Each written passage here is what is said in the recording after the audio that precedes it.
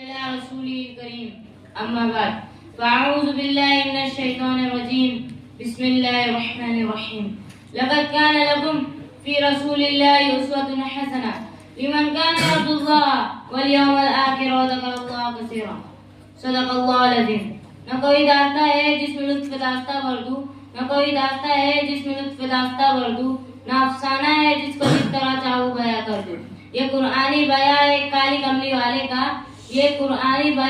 کالی کملی والے کا وہ جس کے نور سے ظلمت نے منہ دیکھا اجالے کا صدر محترم نوجوانان اسلام اور شہدائیان رسالت جو ذات گرامی آج ہمارا موضوع سخن ہے وہ گلستان کائنات کا کوئی ایک گل نہیں بلکہ وہ تو گلدستہ کائنات ہے اس ہستی کی سیرت میں جہاں اخلاق کریمہ کے پھول ہے وہی عبادت اور ریاضت کی کثرت بھی ہے اس کی سیرت میں جود و صفا بھی ہے عفو و درگزر بھی تجارت کا طریقہ بھی ہے خلوت میں جینے کا سلیقہ بھی سامعین اکرام اللہ تعالیٰ کا ارشاد گرامی ہے لقد كان لكم في رسول الله أسوة حسنة لمن كان يرجو الله واليوم الآخر وذكر الله كثيرا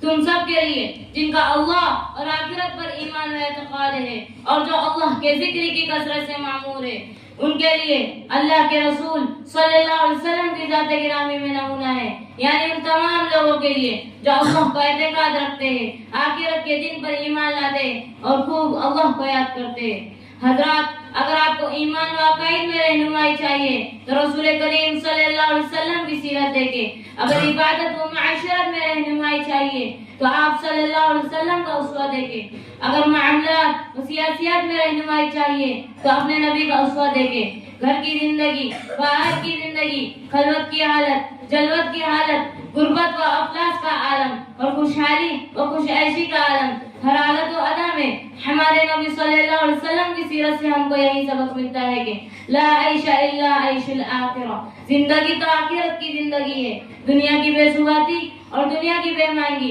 ہمارے نبی صلی اللہ علیہ وسلم کی سیرت سے اجاگر ہو کر رہتی ہے آخرت کی باقی اور ابدی زندگی ہمیشہ نظروں میں گھومتی اور چکر کاٹتی رہتی ہے